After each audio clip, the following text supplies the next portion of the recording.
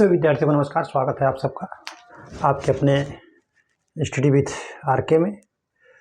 आज की परिचर्चा हम जो करने चल रहे हैं उत्तर प्रदेश लोक सेवा द्वारा, अन्य प्रदेशों के लोक सेवा द्वारा तथा सेंट्रल गवर्नमेंट की जो भी एग्रीकल्चर की संस्थाएं हैं यहाँ पे कृषि विभाग से संबंधित परीक्षाओं का आयोजन किया जाता है। उसमें जो है कृषि विज्ञान की जो है सिंचाई जल निकास का जो चैप्टर है उससे संबंधित क्वेश्चन को मैं लगभग आपको 20 से 25 क्वेश्चन हल कराऊंगा, जिससे आपको ये अंदाज़ा लग जाए क्वेश्चन कहाँ से आते हैं, कैसे घुमा फिरा करके आते हैं, किस टाइप के क्वेश्चन आते हैं, कौन सा क्वेश्चन बार बार पूछा जाता है और आपको क्या पढ़ना है क्या छोड़ना है, इसका अनुभव हो जाएगा।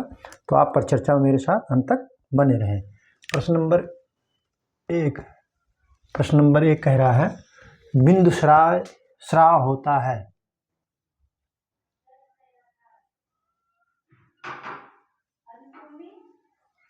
बिंदु स्राव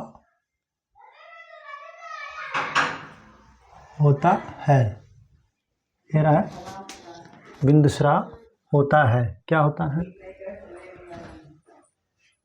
option A ascent of shape,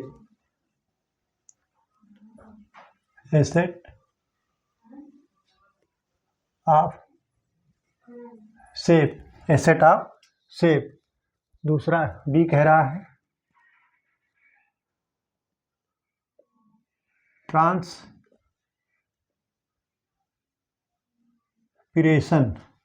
और सी कह रहा है रूट प्रेशर। क्या? Root pressure. और डी कह रहा है इनमें से कोई नहीं। क्या कह रहा है? डी इनमें से कोई नहीं। तो बिंदु स्राव क्या होता है? बिंदु स्राव जो होता है वो रूट प्रेशर होता है। क्या होता है? रूट प्रेशर होता है।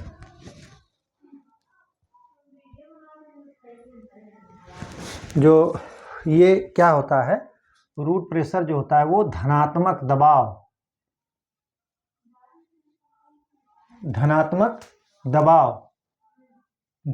दबाव से ऊपर चढ़ता है। कैसे चढ़ता है ऊपर? ये धनात्मक दबाव से ऊपर चढ़ता है। ठीक है, आप इसको नोट कर लीजिए, रूट प्रेशर जो है। ठीक,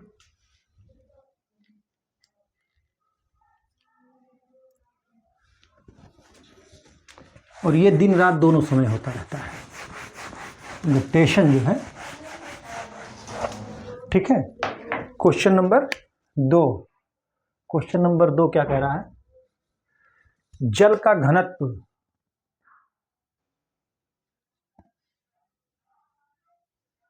जल का घनत्व सबसे अधिक किस तापमान, कह रहा है जल का घनत्व सबसे अधिक किस तापमान पर होता है। कह रहा है जल का घनत्व जो होता है, ये बहुत बार क्वेश्चन पूछता है। ये एग्रीकल्चर की जो परीक्षाएं होती है उसमें तो पूछता है। सामान्य अध्ययन की जो परीक्षाएं होती हैं उन सामान्य अध्ययन के पेपर में भी ये पूछा जाता है। ऑप्शन ए 5 डिग्री सेल्सियस पर, बी कह रहा है 0 डिग्री सेल्सियस पर, और सी कह रहा है 4 डिग्री सेल्सियस पर, और डी कह रहा है 8 डिग्री सेल्सियस पर। मतलब जल का घनत्व किस तापमान पर, जल का घनत्व सबसे अधिक किस तापमान पर होता है, तो वो होता है 4 डिग्री सेल्सियस पर। 4 डिग्री सेल्सियस पर जो है जल का घनत्व जो है सबसे ज़्यादा होता है। ठीक है, आप इसको नोट कर लीजिए। ठीक है,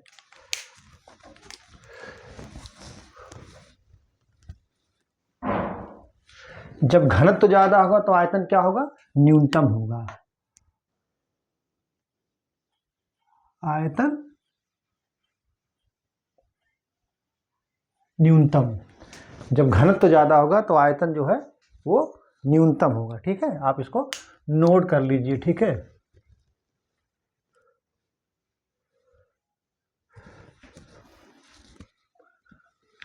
कभी कभी क्वेश्चन पूछ लेता है कि निम्नलिखित में से कौन सा जल सबसे शुद्ध होता है। तो पूछ लेगा तालाब का, समुद्र का, और जो है वर्षा का या नदी का। तो देखिए, वर्षा का जो जल होता है, वर्षा का जल क्या है, वर्षा का जल जो है सबसे शुद्ध होता है। क्या है, सबसे शुद्ध होता है। वर्षा का जल जो है सबसे शुद्ध होता है। क्वेश्चन इस टाइप का पूछेगा कि सबसे शुद्ध जल किसका होता है, तो आप वर्षा का जल ही लगाएंगे। और इसका जो है कोरिलेटिव है कि अगर आयतन न्यूनतम है तो घनत्व अधिक होगा। तो 4 डिग्री सेल्सियस पर जल का आयतन सर्वाधिक होता है और आयतन न्यूनतम होता है। ठीक है, आप इसको नोट कर लीजिए। ठीक है, तो देखिए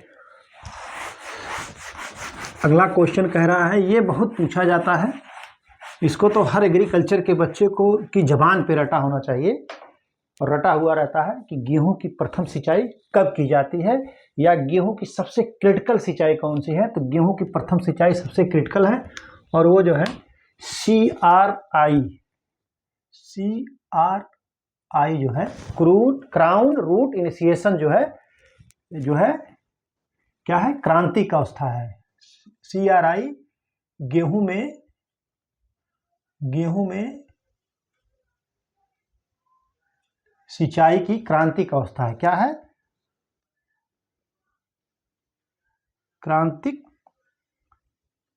अवस्था होती है। ठीक है, ये बहुत पूछता है और ये 21 से 25 दिन, कितना, 21 से 25 दिन बुआई के बाद। ठीक है, आप इसको नोट कर लीजिए।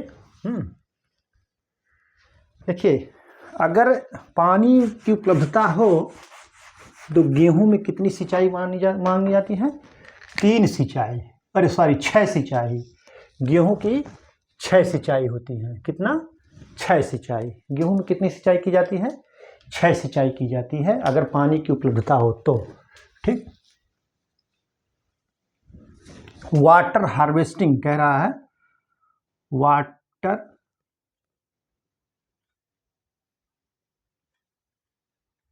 हार्वेस्टिंग कह रहा है, वाटर हार्वेस्टिंग शब्द का प्रयोग सबसे पहले, वाटर हार्वेस्टिंग शब्द का प्रयोग सबसे पहले,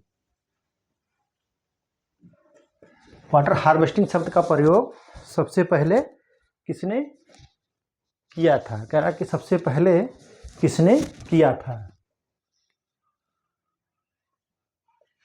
ये भी पूछा जाता है, किसने किया था। वाटर हार्वेस्टिंग शब्द का प्रयोग सबसे पहले किसने किया था, या किसके द्वारा किया गया था। एक ही चीज है, मेयर, ऑप्शन ए कह रहा है मेयर और बी कह रहा है मायोर्स। मेयर, मायोर्स और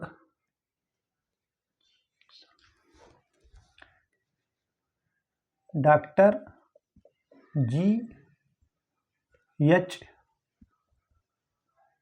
सल, और डी कह रहा है डॉक्टर लाल। क्या कह रहा है, डॉक्टर लाल। तो वाटर हार्वेस्टिंग शब्द का प्रयोग सबसे पहले किया था मायोर्स ने। और वाटर हार्वेस्टिंग क्या होता है कि जल संग्रहण।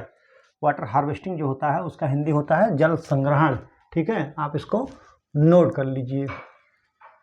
क्या होता है कि वर्षा के ऋतु के जलों को जो है इकट्ठा किया जाता है ताकि जो है ये बाद में सिंचाई के काम आ जा सके। इसमें जो जल, उसको जीवन रक्षक जल भी कहा जाता है। ठीक है, क्या कहा जाता है, जीवन रक्षक जल भी इसके जल को कहा जाता है। आप इसको नोट कर लो। ठीक है, देखिए ड्रिप इरिगेशन के बारे में कह रहा है। तो ड्रिप इरिगेशन जो है सबसे ज़्यादा जल क्षमता प्रयोग जो है ड्रिप इरिगेशन में ही होता है। और दूसरा जो है इजराइल में इसका सबसे पहले प्रयोग किया गया था। और भारत में सबसे अधिक प्रयोग किया जाने वाला प्रदेश कौन सा है? महाराष्ट्र है। कौन सा है? महाराष्ट्र। ड्रिप इरिगेशन से सबसे अधिक सिंचाई कहाँ होती है? महाराष्ट्र में होती है। आप इसको नोट कर लीजिए। ठीक, ये छोटी छोटी चीज़ें हैं जिनको समय भी बचेगा, बता दे रहे हैं इस तरीके से।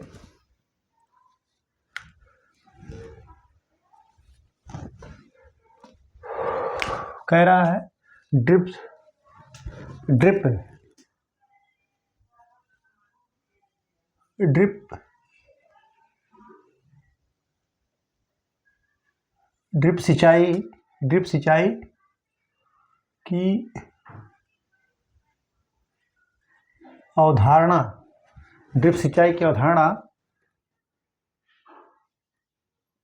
सबसे पहले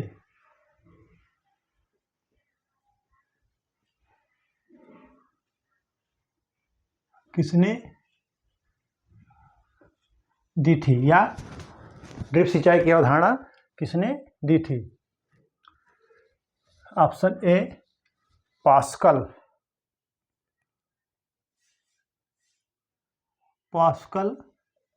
बी मेयर, सी जो है सिमसा ब्लाच। क्या कह रहा है? सिमसा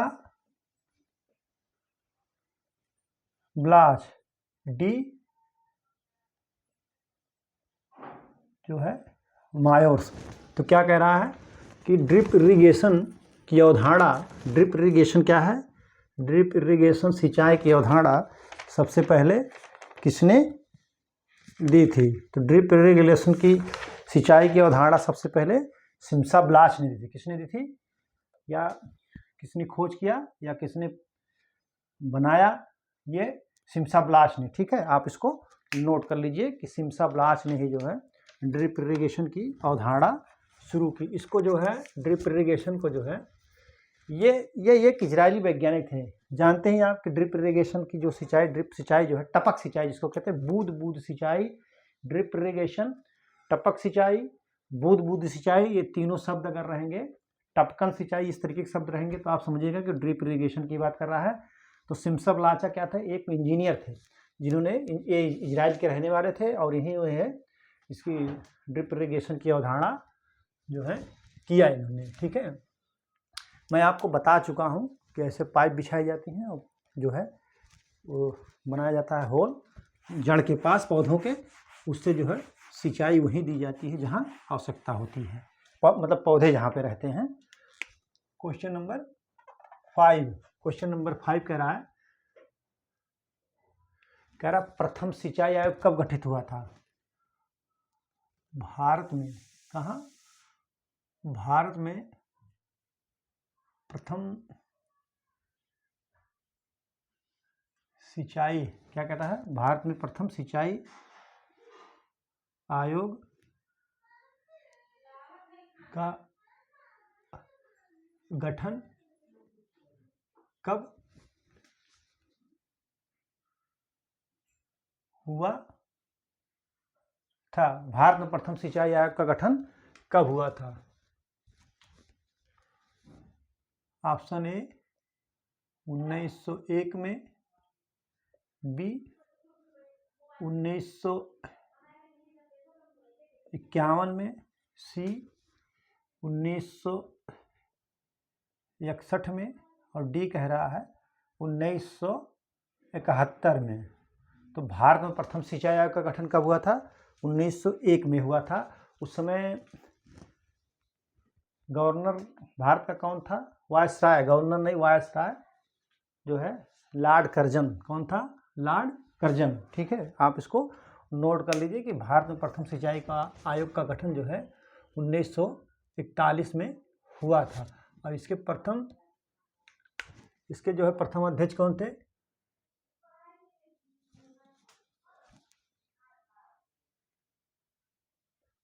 कॉलिन स्कॉट मैनक्रीफ, क्या है? मैनक्रीफ, कॉलिन स्कॉट मैनक्रीफ जो है इसके प्रथम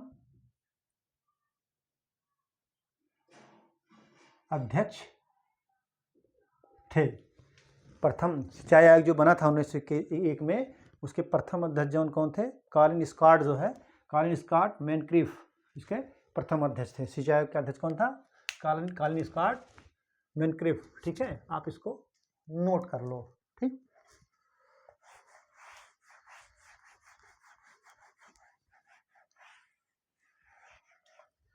क्वेश्चन नंबर 6,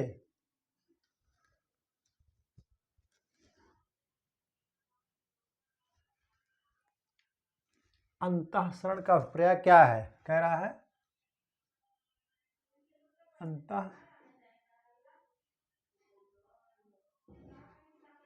अंतःसरण का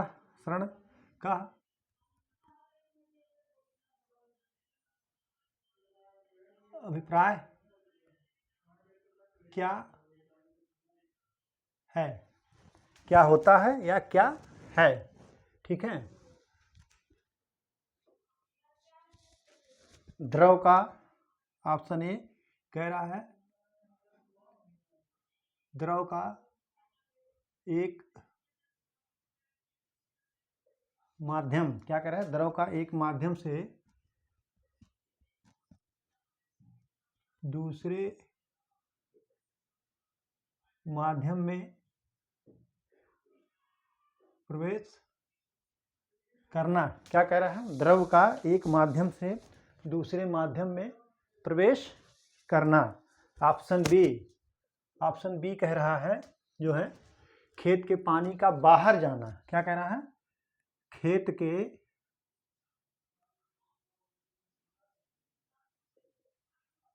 पानी का बाहर जाना, खेत के पानी का बाहर जाना। ऑप्शन सी, क्या कह रहा है? ऑप्शन सी कह रहा है वर्षा के पानी का एक होना। क्या कह रहा है? वर्षा के पानी का एकत्र होना, वर्षा के पानी का एकत्र होना। ऑप्शन डी क्या कह रहा है? ऑप्शन डी जो कह रहा है वो कह रहा है पानी का पौधों में प्रवेश करना। पानी का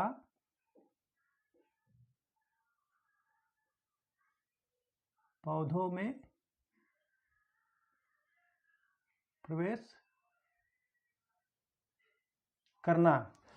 अंतःसरण का अभिप्राय क्या होता है? वो होता है पानी का पौधों में प्रवेश करना। यही जो है अंतःसरण होता है। आप इसको नोट कर लीजिए। ठीक है,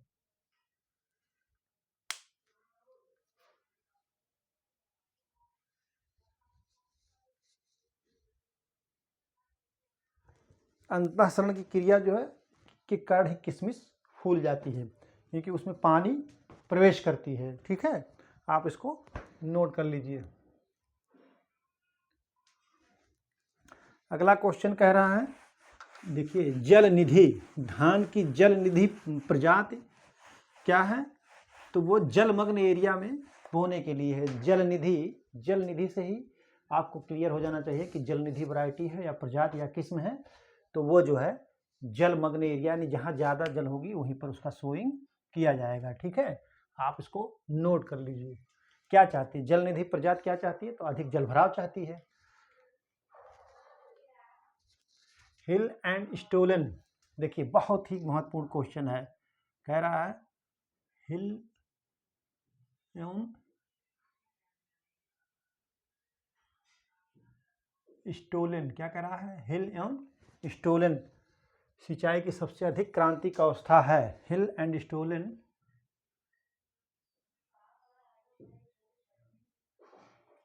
सिंचाई की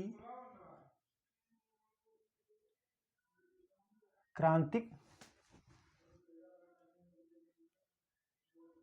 अवस्था हिल एंड स्टोलन सिंचाई की क्रांतिक अवस्था, सबसे अधिक क्रांतिक अवस्था जो है अवस्था किस फसल में होती है? ऑप्शन ए आलू, गन्ना, धान, गेहूं। तो हिल एंड स्टोलन क्या कह रहा है? हिल एंड स्टोलन सिंचाई की क्रांतिक अवस्था किस में होती है? तो वो सबसे अधिक होती है इसमें आलू में होती है। आप इसको नोट कर लीजिए, बहुत बार पूछा गया है, ठीक है, तो आप इसको नोट कर लीजिए, ठीक है। अब गन्ना में कब होता है? तो गेहूं में जो है, गेहूं का कब है? CRI क्रांतिक अवस्था, क्रांतिक अवस्था CRI यानी क्राउन रूट इनिशिएशन। और धान में कब होता है? धान में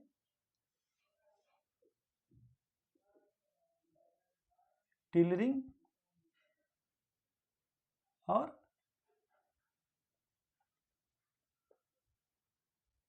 फ्लावरिंग के समय। आप इसको नोट करते चलिए, ठीक है। मतलब जब कल्ले निकलते हैं, धान में कल्ले निकलते हैं तब, और जब है पुष्पावसन यानी जब फूल निकलता है तब जो है इसकी CRI स्टेज होती है। CRI तो गेहूं में है, मतलब पानी की सिंचाई की क्रांतिक अवस्था होती है, ठीक है। ये किस में है? ये धान में है, टिलरिंग और फ्लावरिंग, ठीक है। आलू का हो गया। मक्का का ही लिखा दे रहा हूं। मक्का में कब होता है? इसको भी आप नोट कर लीजिए। ये होता है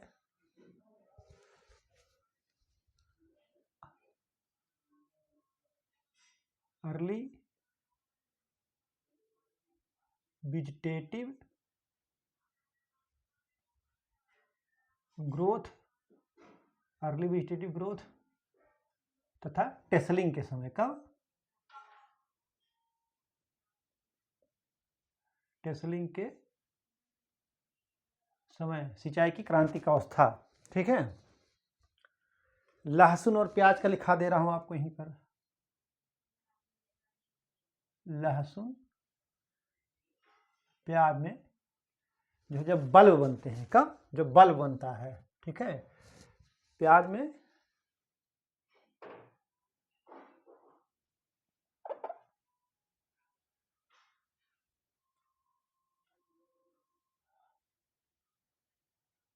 बल्बिंग के समय, ठीक है।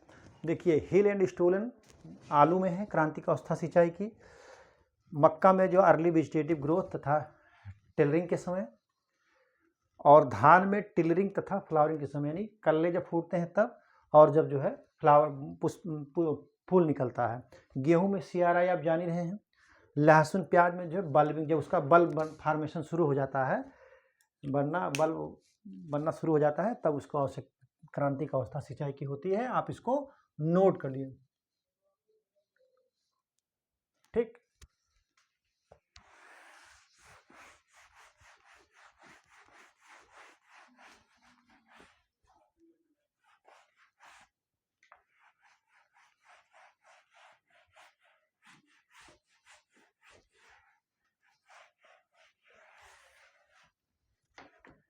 क्वेश्चन नंबर 8, क्वेश्चन नंबर 8 कह रहा है विपणन योग्य फसल उपज। क्या कह रहा है? विपणन योग्य फसल उपज। क्या कह रहा है? विपणन योग्य फसल उपज और वाष्पीकरण में उपयोग।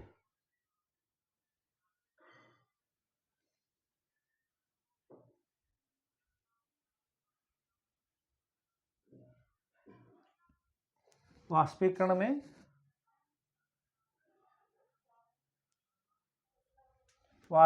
में उपयोग जल के अनुपात को क्या कहते हैं?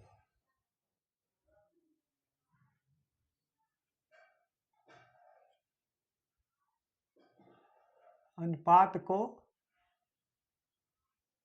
क्या कहते हैं?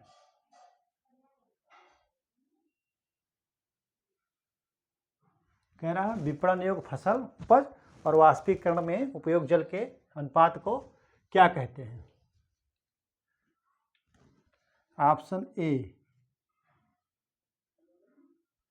क्षेत्र जल उपयोग क्षमता, क्षेत्र जल उपयोग क्षमता, और बी कह रहा है पूर्ण उपयोग क्षमता, पूर्ण उपयोग क्षमता, और सी क्या कह रहा है? सी कह रहा है आर्थिक सिंचाई क्षमता। क्या कह रहा है? आर्थिक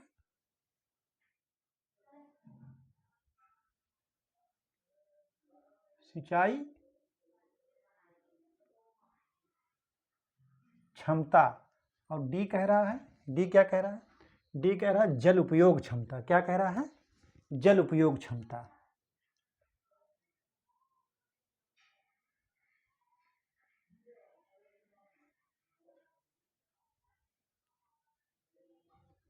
जल उपयोग क्षमता। तो विपणन योग्य फसल उपज और वाष्पीकरण में उपयोग हुए जल के अनुपात को क्या कहते हैं? तो इसको कहते हैं जल उपयोग क्षमता। क्या कहते हैं? जल उपयोग क्षमता। आपका ऑप्शन डी सही, इसको नोट कर लीजिए। ठीक है, ये क्वेश्चन बहुत इंपॉर्टेंट है, आप इसको नोट कर लीजिए। ठीक है,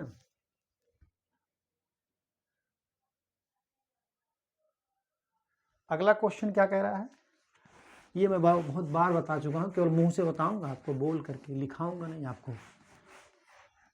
कह रहा है कि जल प्रयोग सर्वाधिक क्षमता किस सिंचाई में होती है?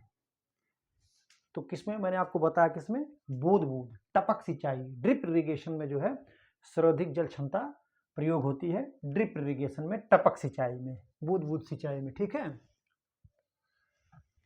फिर कह रहा है कि स्प्रिंकलर जो होती है, स्प्रिंकलर या बौछारी सिंचाई का जो है कहाँ पे, किस क्षेत्र में प्रयोग करते हैं, कैसी मृदाओं में प्रयोग करते हैं? तो जो ऊंची नीची होती है या उबड़ खाबड़ होती है उसमें जो है बौछारी सिंचाई का प्रयोग किया जाता है। किसकी? स्प्रिंकलर का प्रयोग किया जाता है। ठीक है, ड्रिप इरिगेशन और स्प्रिंकलर में अंतर है। ठीक है, आप इसको नोट कर लीजिए, ऊंची नीची सतह होती है उसी पे किया जाता है।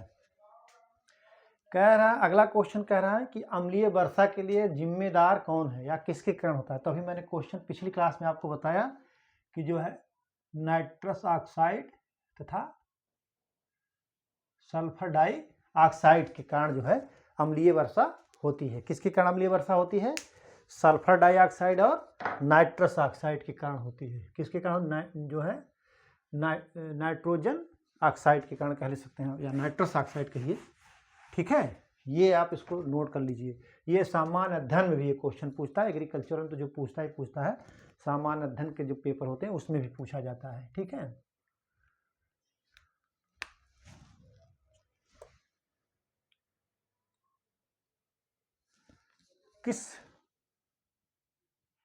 किस मृदा में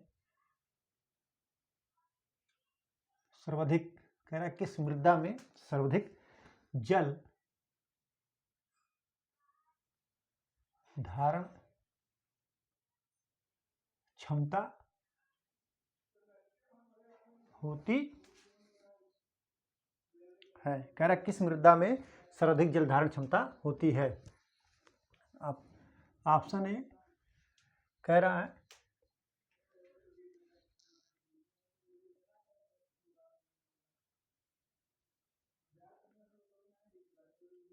सिल्टी दोमट, कह रहा है केवल दोमट। क्या? केवल दोमट। ठीक है, और सी कह रहा है क्ले मृदा। क्या कह रहा है? जो है कह रहा है बलुई दोमट। क्या कह रहा है? बलुई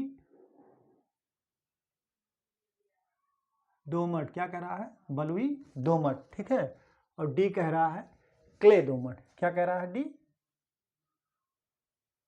क्ले दोमट। कह रहा कि सर्वाधिक जल धारण क्षमता किस मृदा में होती है, तो किस में होती है वो होती है जो है क्ले दोमट में। किस में होती है? क्ले दोमट में। ऑप्शन आपका डी सही है, इसको नोट कर लीजिए कि जो है सर्वाधिक मृदा धारण जो है क्ले दोमट में होती है। ठीक है, आप इसको नोट कर लीजिए।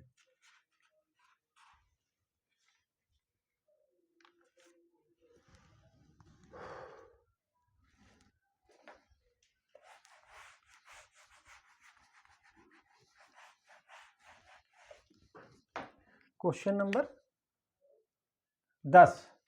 क्वेश्चन नंबर 10 क्या कह रहा है?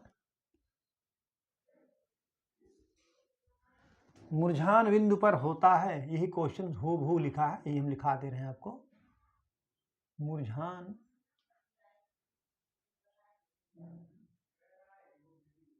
मुरझान बिंदु पर पीएफ होता है।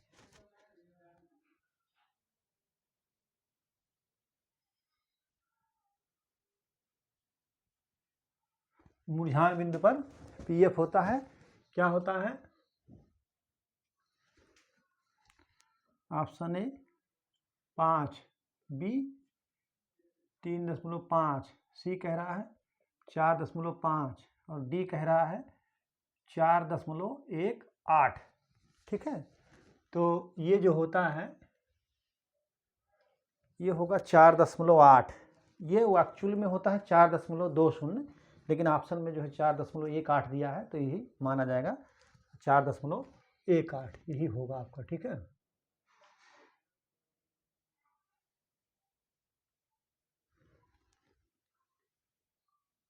ये मुरझान बिंदु कब होता है? जब मृदा एकदम सूख जाती है और पौधा जरा सा भी जल नहीं पाता है, तो इसी को जो है ये मुरझान बिंदु पर होता है। आप इसको नोट कर लीजिए। ठीक है,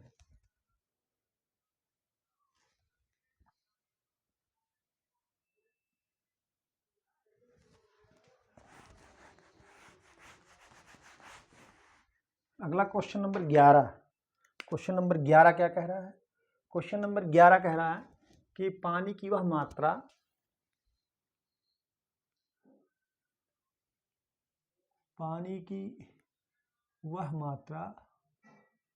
जो पानी की वह मात्रा जो 1 घन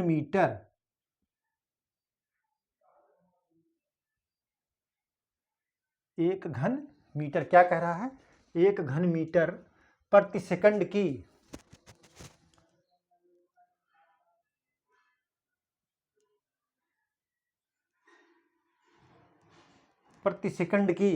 घन मीटर प्रति सेकंड की गति से एक निश्चित बिंदु से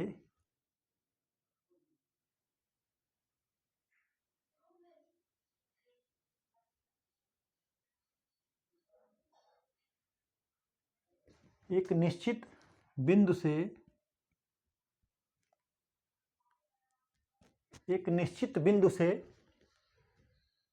बह रही है।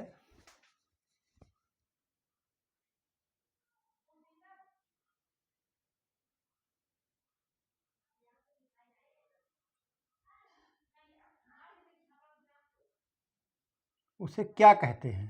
ठीक है, तो उसे क्या कहते हैं?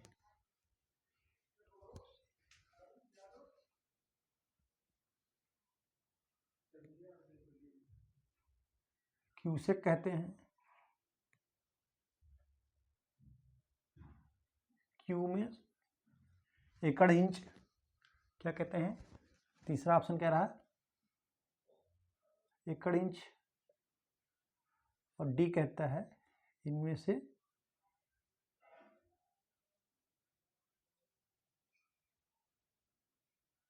कोई नहीं।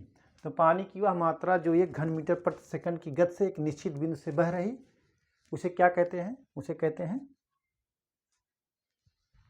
क्यूमेक कहते हैं। क्या कहते हैं? क्यूमेक। अब ये क्यूमेक बराबर कितना होता है? 1 क्यूमेक बराबर 1000 लीटर। एक क्यूबिक बराबर कितना होता है? 1000 लीटर। और एक घन बराबर, एक घन मीटर बराबर भी 1000 लीटर। ठीक है, ये आप इसको नोट कर लीजिए कि पानी का वह मात्रा, पानी की वह मात्रा जो 1 घन मीटर प्रति सेकंड की गति से एक निश्चित बिंदु से बह रही है, उसे क्या कहते हैं? तो उसे क्यूबिक कहते हैं। ये क्यूबिक बराबर 1000 लीटर और 1 घन मीटर बराबर भी 1000 लीटर होता है। आप इसको नोट कर लीजिए। ठीक है,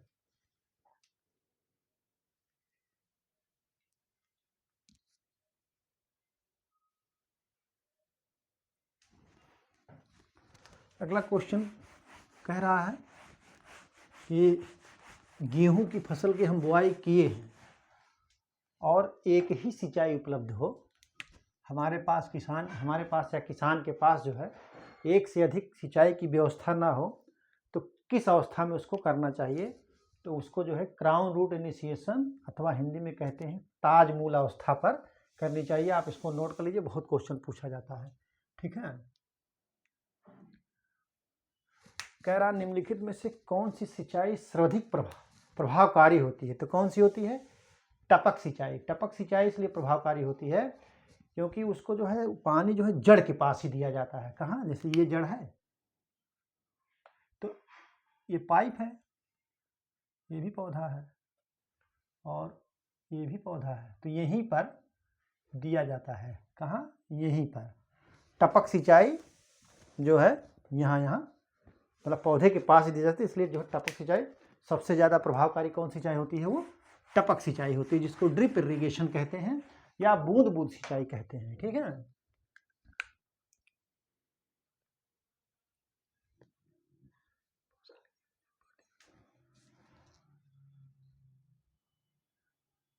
फसल की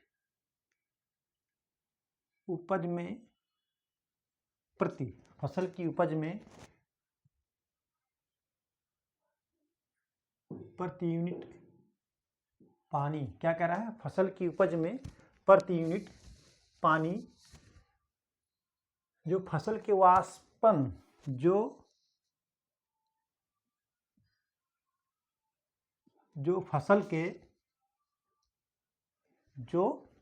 फसल के वाष्पोत्सर्जन में इस्तेमाल होता है।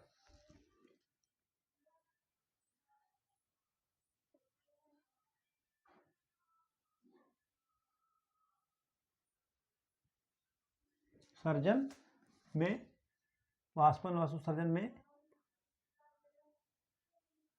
प्रयोग होता है, उसे क्या कहते हैं? उसे क्या कहते हैं?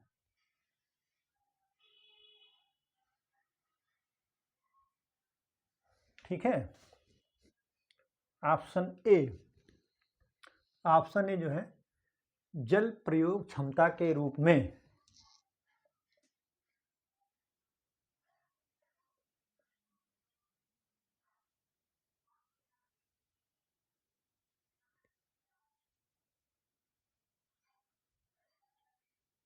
जल प्रयोग क्षमता के रूप में, और दूसरा कह रहा है जल वितरण क्षमता के रूप में। क्या कह रहा है? जल वितरण क्षमता के रूप में। और सी क्या कह रहा है? सी कह रहा है कॉन्वेंस क्षमता के रूप में। क्या? कॉन्वेंस क्षमता के रूप में। और डी कह रहा है जल उपभोग क्षमता के रूप में। क्या कह रहा है? जल उपभोग क्षमता के रूप में, ठीक है। कह रहा है फसल की उपज में प्रति यूनिट पानी जो फसल के वाष्पोत्सर्जन में प्रयोग होता है उसे क्या कहते हैं? तो उसे कहा जाता है जल उपभोग क्षमता के रूप में, ठीक है। आप इसको नोट कर लीजिए, जल उपभोग क्षमता के रूप में ये होता है WUP बराबर, क्या कह रहा है, WUP बराबर Y/ET, यही होता है वाटर यूज पोटेंशियल बराबर यील्ड अपॉन इवेपो ट्रांसपिरेशन, ठीक है। आप इसको नोट कर लीजिए, ये सूत्र इसका है, ठीक है।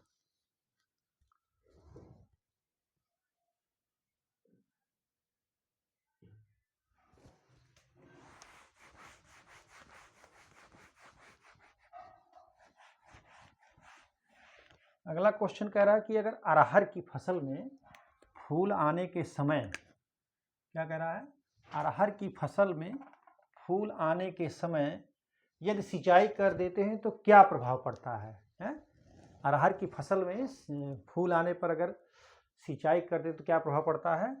तो फूल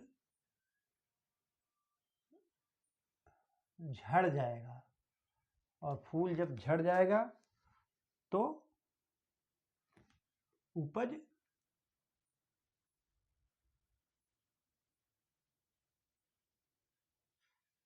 घट जाएगी। क्या होगा?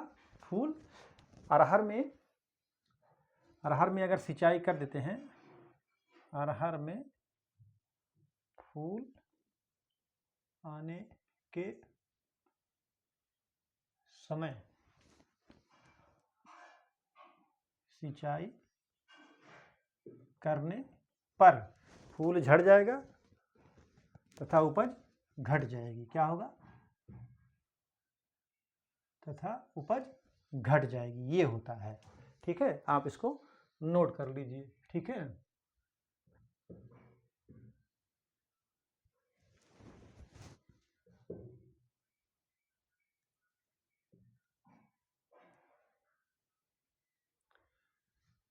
फली बनते समय लेकिन सिंचाई इसकी होनी चाहिए। फली बनते समय पर्याप्त नमी होना चाहिए, अगर नमी नहीं है तो आप सिंचाई कर सकते हैं, ठीक। क्वेश्चन नंबर 13 है ये।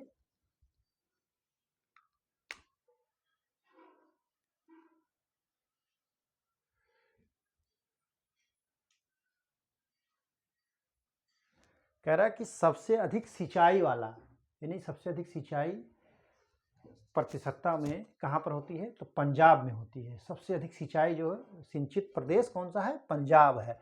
लेकिन अगर क्षेत्रफल पूछ रहा है तो उत्तर प्रदेश होगा, ठीक है। उत्तर प्रदेश सबसे अधिक सिंचाई वाला क्षेत्रफल वाला राज्य है, ठीक है। और सबसे कम सिंचित राज्य कौन सा है? वो मिजोरम है। कौन सा है? मिजोरम। सबसे कम सिंचित में मिजोरम है, ठीक है। कितना है? 7%। केवल इसके जो है 7% क्षेत्रफल की सिंचाई होती है। और पंजाब जो है, पंजाब में जो है लगभग सिंचाई है। पंजाब में लगभग 98% सिंचित एरिया है, और मिजोरम में 7% क्षेत्रफल की दृष्टि से उत्तर प्रदेश, राजस्थान, फिर पंजाब है, ठीक है। ये क्षेत्रफल की दृष्टि है। एक पहले पे उत्तर प्रदेश, दूसरे पर राजस्थान, तीसरे पर पंजाब है, ठीक है। आप इसको नोट कर लीजिए।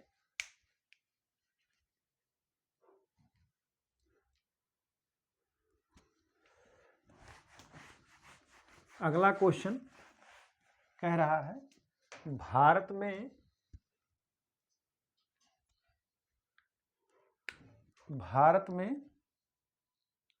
कह रहा है भारत में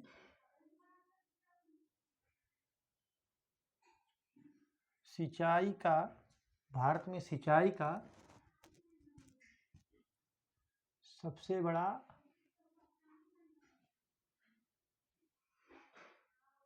साधन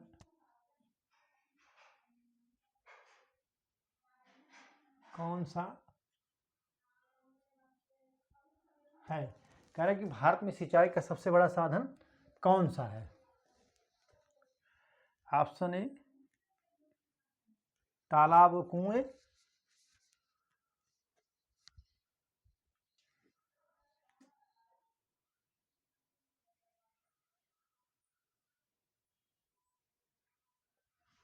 बी कह रहा है नलकूप, सी कह रहा है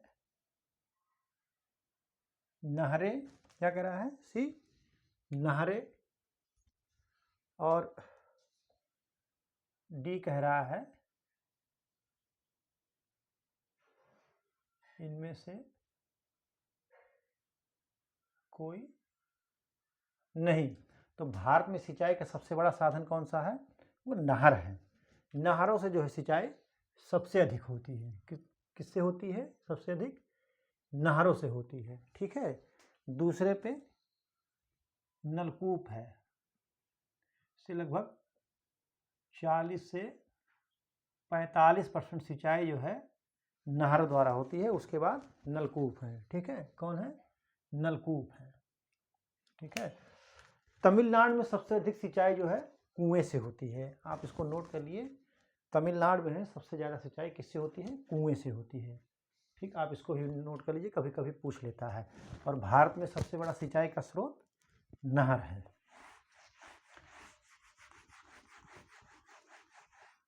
क्वेश्चन नंबर 14,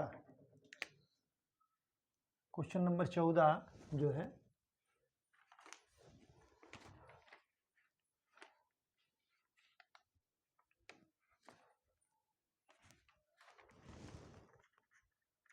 क्वेश्चन नंबर 14 क्या कह रहा है?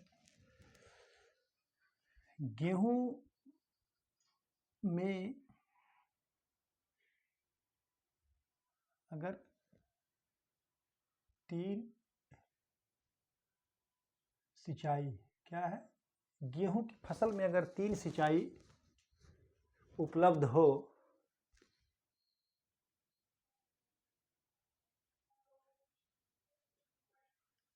तब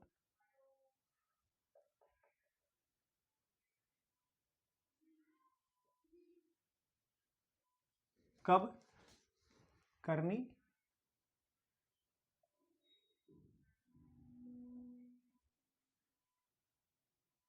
चाहिए? गेहूं में अगर, गेहूं की फसल के लिए अगर 3 सिंचाई उपलब्ध हो तो कब करनी चाहिए कह रहा है। ठीक है, तो मैं वैसे आपको लिखा दे रहा हूँ, इसका ऑप्शन नहीं कर रहा हूँ। ये जो है समय ज़्यादा लग जाएगा, बड़ा क्वेश्चन बन जाएगा ये।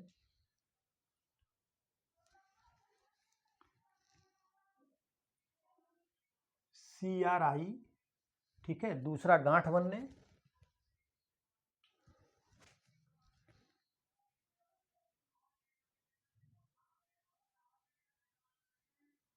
गांठ बनने तथा दूध बनने के समय पर। ठीक है, CRI स्टेज, गांठ बनने और दूध बनने के समय पर। ये अगर 3 सिंचाई है तो इस समय देना चाहिए। ठीक है, सिंचाई करनी चाहिए। ठीक है,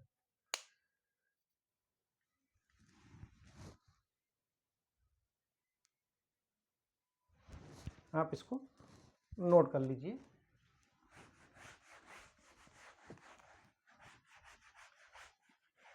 अगला क्वेश्चन कह रहा है, क्वेश्चन नंबर 15 कह रहा है भारत में सिंचाई की कितनी विधियां हैं? ठीक है, भारत में सिंचाई की कितनी विधियां हैं?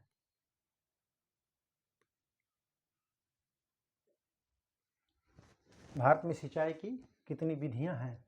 Option A 2, 4, D 5। तो भारत में सिंचाई कितनी विधियां हैं? तो भारत में सिंचाई की 4 विधियां हैं। आप इसको नोट कर लीजिए, भारत में जो है सिंचाई की 4 विधियां हैं। ठीक है।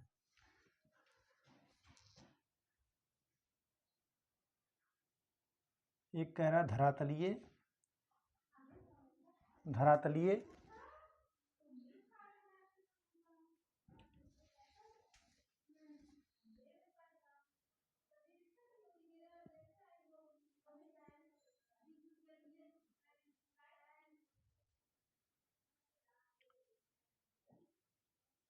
कह रहा है अवभूम या अंतः सिंचाई। ठीक है, अवभूम या अंतः सिंचाई। और तीसरा कह रहा है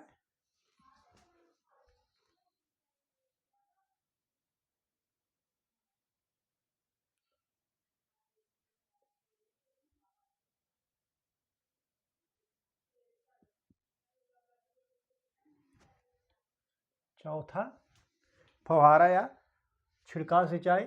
और चौथा जो है टपक सिंचाई, जिसको ड्रिप इरिगेशन भी कहते हैं। यही जो है सबसे ज़्यादा प्रभावकारी सिंचाई होती है, इसको ड्रिप इरिगेशन भी कहते हैं। तो ये 4 विधियां सिंचाई की हैं, आप इसको नोट कर लीजिए। भारत में जो है यही 4 विधियां जो है सिंचाई की प्रचलित हैं, आप इसको नोट कर लीजिए। ठीक।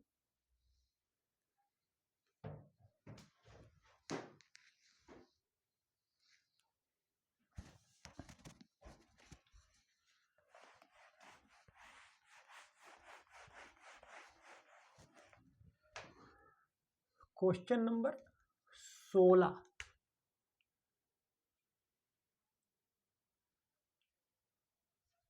कह रहा कि फिर कह रहा भारत में सिंचाई का सबसे बड़ा साधन क्या है? तो भारत में सिंचाई का सबसे बड़ा साधन कौन सा है? नहर। क्या है? नहर। वो जो है नहर से हमने आपको लिखा दिया 40 से 45% सिंचाई होती है। दूसरे पे क्या है? नलकूप है। क्या है? दूसरे पे कुआं है। क्या है? कुआं 32%।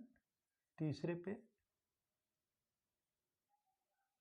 नलकूप 22%। ठीक है, आप इसको नोट कर लीजिए। ठीक है।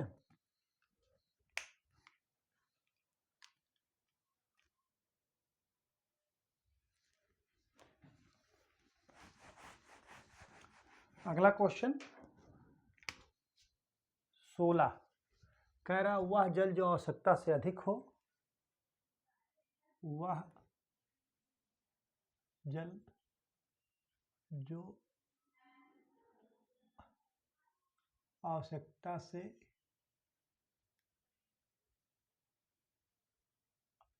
अधिक हो, वह जल जो आवश्यकता से अधिक हो बहकर चला जाए।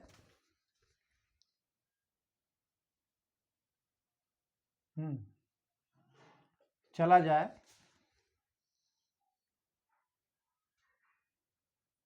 क्या कहलाता है? वह जल जो आवश्यकता से अधिक हो बहकर चला जाए क्या कहलाता है? ऑप्शन ए सीवेज, बी कह रहा है परकोलेशन, सी कह रहा है निस्पंदन। क्या कह रहा है? निस्पंदन। और डी क्या कह रहा है? अपवाह।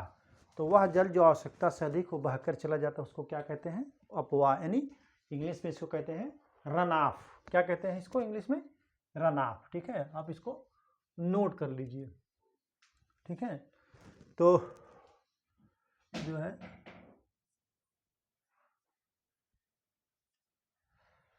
आज हमने तो लिख करके आपको हल कराया 16 क्वेश्चन, लेकिन हमने जो कवर क्वेश्चन किया है वो 27 क्वेश्चन हमने कवर किया है। और जो है लगभग 40 क्वेश्चन के हमने कंटेंट आपको उपलब्ध करा दिए हैं। तो आप इनमें से पढ़ लीजिएगा, नोट्स बना लीजिएगा, अच्छी तरीके से तैयारी कर लीजिएगा। उसमें से कोई ना कोई क्वेश्चन पूछा जा सकता है। तो आज की परिचर्चा यहीं पर समाप्त की जाती है। परिचर्चा बने रहने के लिए बहुत बहुत धन्यवाद। Thank you so much.